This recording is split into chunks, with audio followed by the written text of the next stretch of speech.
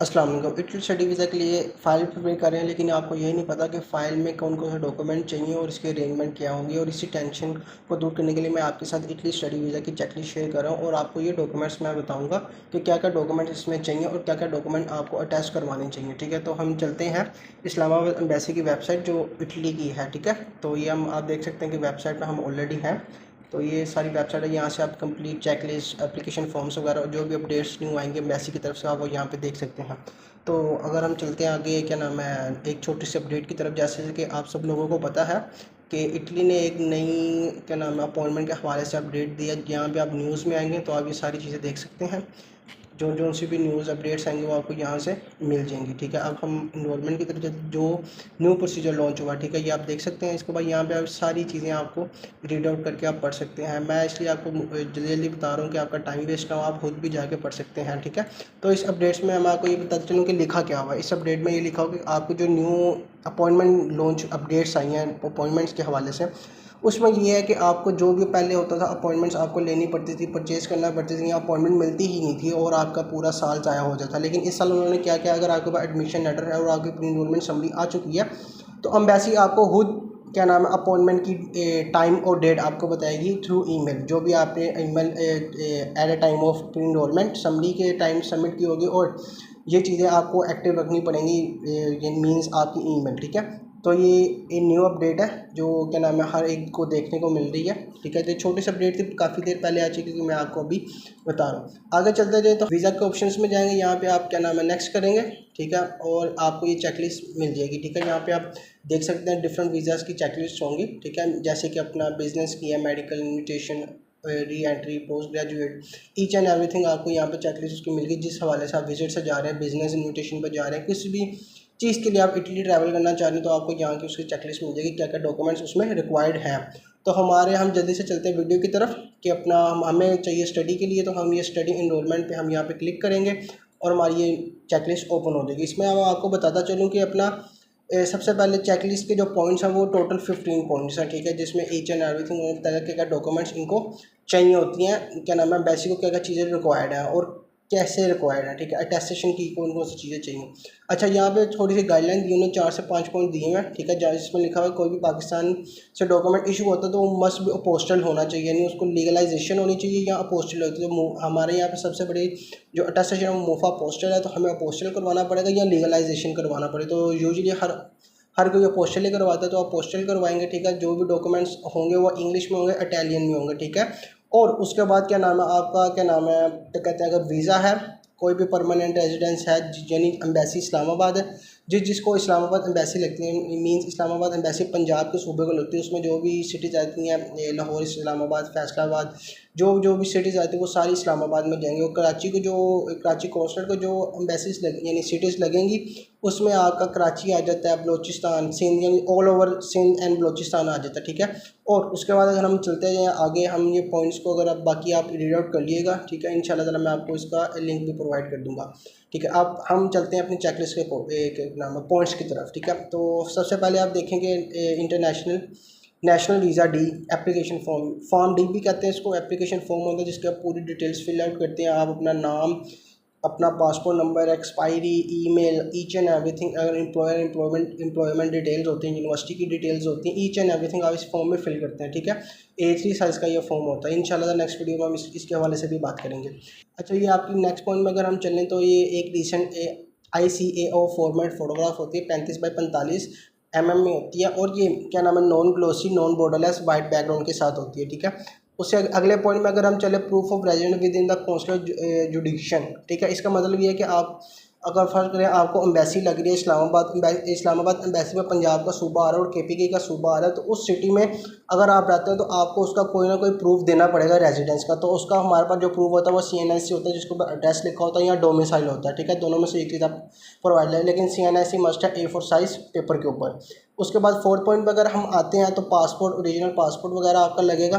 ठीक है, means original passport plus 1 photocopy आप अटैच करेंगे। एक्सपायरी डेट जो होती है 3 मंथ्स की होनी चाहिए उसके। जब आप, क्या नाम है, वीज़ा फर्ज करें, आपकी डेट, वीज़ा की फ़ाइल की जो डेट है वो आपकी 5 ऑफ, क्या नाम है, अपना जुलाई है, तो आपकी जो उससे ऑनवर्ड है 3 मंथ्स का, उस, क्या नाम है, पासपोर्ट की एक्सपायरी अभी होनी चाहिए उसके ऊपर। ठीक है, तो उसके बाद अगर हम चलते हैं कि अपना नोट उन्होंने लिखा हुआ है नीचे, उसमें ये बताया कि अगर प्रीवियसली कोई भी वीज़ा आपका लगा हुआ है, कोई भी एंट्री एग्जिट की स्टैंप है, तो उसकी भी फ़ोटोकॉपीज़ आपको साथ अटैच करनी पड़ेंगी। नेक्स्ट पॉइंट पे हम चलते हैं, ठीक है, proof of transportation arrangement, flight reservation और एयरलाइन टिकट, ठीक है। तो इसमें ये लिखा गया कि आपकी क्या नाम है, जब आप ट्रैवल ट्रांसपोर्टेशन पाकिस्तान से इटली ट्रैवल करेंगे तो किस करेंगे, हम फ़्लाइट से ही ट्रैवल करेंगे, तो हमें एयर डमी बुकिंग चाहिए होगी, ठीक है। एयर रिजर्वेशन भी कर सकते हैं, एयर डमी बुकिंग, दोनों में से कोई भी चलेगी, ठीक है, एक ही चीज़ होती है। और दूसरा पॉइंट 6 पॉइंट में हम चलेंगे, ट्रैवल इंश्योरेंस चाहिए, जिसमें हेल्थ इंश्योरेंस जो है वो कवर होनी चाहिए 30,000 यूरोज़ की, ठीक है। एमरजेंसी कोई भी हो जाती है, अल्लाह ना करे, ट्रैवल के दौरान कोई भी एक्सपेंस हो जाता है, तो वो अप टू जो मेडिकल एक्सपेंस होगा वो 30,000 यूरोज़ का होना चाहिए, ठीक है, जो वैलिड होना, शेंजन के लिए भी वैलिड होना चाहिए। नेक्स्ट पॉइंट में अगर हम चलते हैं, proof of accommodation, hotel residence और हॉलीडे अकोमोडेशन बुकिंग, और एनी फैमिली मेम्बर अगर कोई रेजिडेंस है वहाँ पे तो उसका हम डिक्लेयर कर सकते हैं। मींस ज़्यादातर जो लोग होते हैं वो होटल डमी बुकिंग ही को प्रेफर करते हैं, ठीक है, क्योंकि वो इजी है और बुकिंग करना उसकी आसान है। बनिस्बत आप कोई रेजिडेंस वहाँ पे अकोमोडेशन ले, रेंट पे हाउस लें, या किसी अपने दोस्त भाई को कहेंगे भाई एग्रीमेंट सेंड करो, उससे बेहतर जो सबसे आसान ईजीएस्ट वे होता है वो होटल बुकिंग होती है, सॉरी, ठीक है। तो आप booking.com से कर सकते हैं या अगोडा से कर सकते हैं।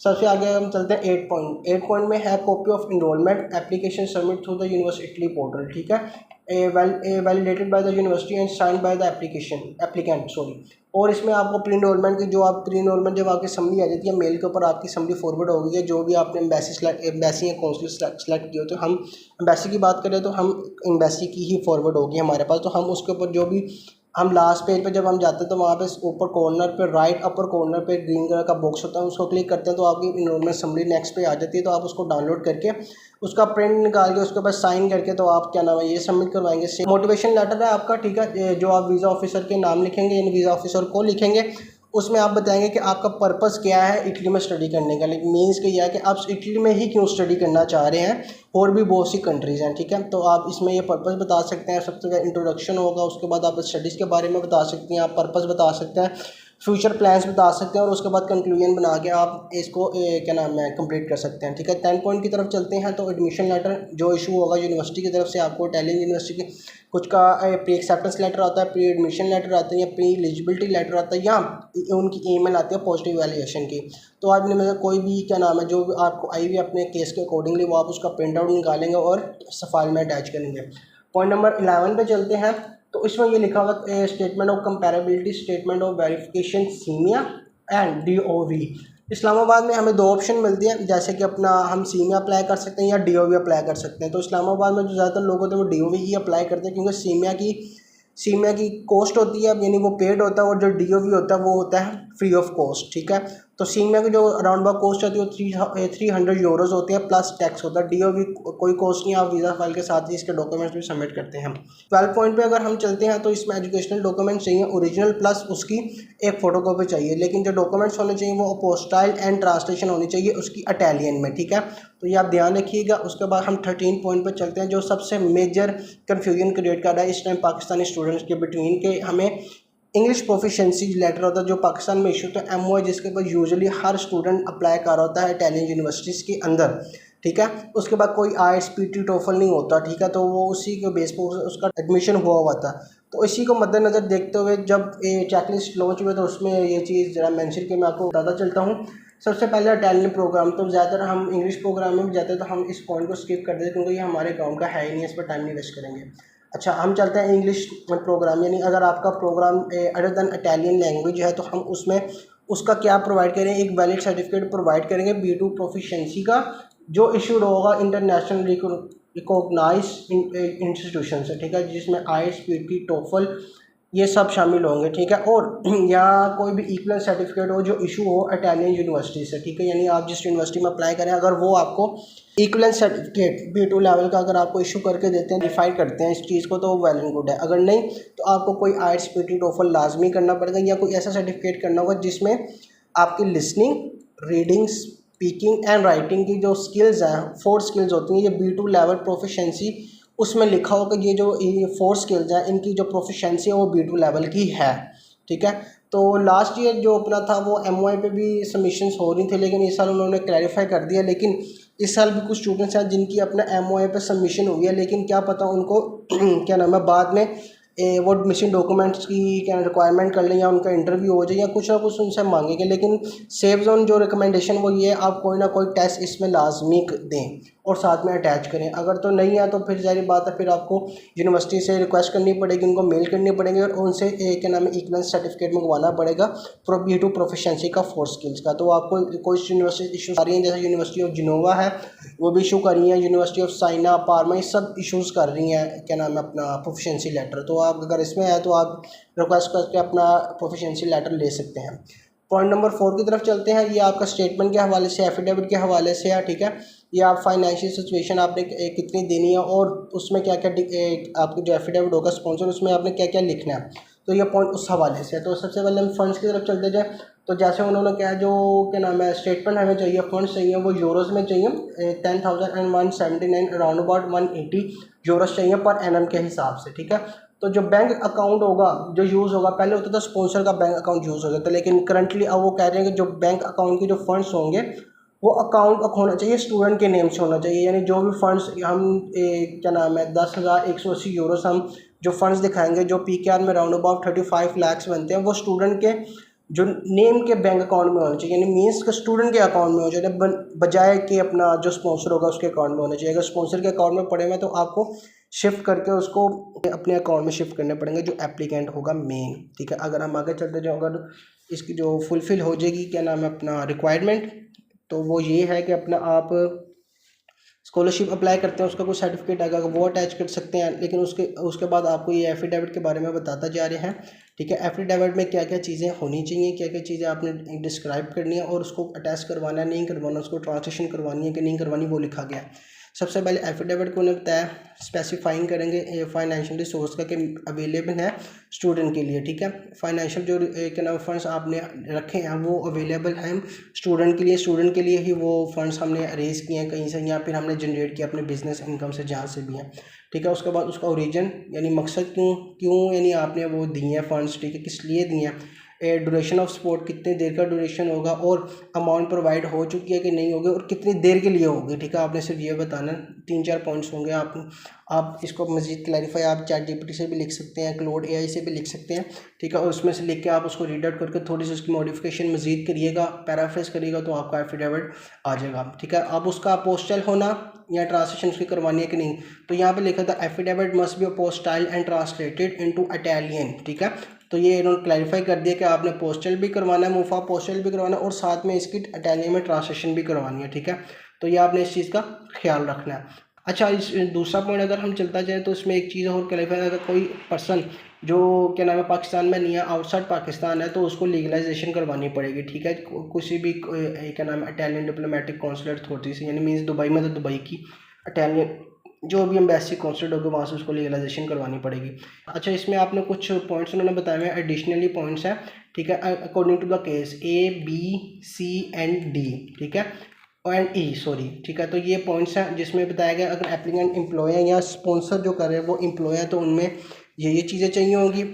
सबसे आगे अगर एप्लीकेंट जो है वो खुद स्पॉन्सर है, सेल्फ स्पॉन्सर है या उनकी कोई कंपनी है, ठीक है, तो वो उसमें ये चीज़ें चाहिए होंगी। अगर स्पॉन्सर या क्या नाम है रिटायर्ड है तो उसमें ये चीज़ें, अगर वो स्पॉन्सर माइनर है मीन्स बिलो 18 ईयर्स है तो उसमें ये चीज़ें यानी रिक्वायर्ड होंगी, ठीक है। उसके बाद पॉइंट नंबर 15 है फैमिली रजिस्ट्रेशन सर्टिफिकेट FRC जिसको हम कहते हैं, और ये आप वैलिड कितनी देर के लिए होना चाहिए उसको टेस्ट करवाना है कि नहीं करवाना, ठीक है, ये उन्होंने बता दिया गया है। इंग्लिश में होना चाहिए, नादरा से इशू होगा और apostilled and issue not more than 6 months before the visa application date, ठीक है।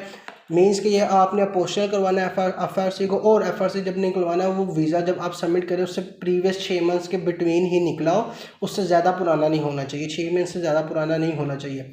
और लास्ट में उन्होंने ये लिखा embassy reserve the rights to request any additional documentation deemed necessary, ठीक है। अगर एम्बेसी को कोई भी डॉक्यूमेंट एडिशनली इसके अलावा चाहिए होगा तो वो आपको रिक्वेस्ट करके आपसे मांग सकती है, ठीक है, अगर उसको ज़रूरत पड़ी तो ये कंप्लीट चेकलिस्ट थी।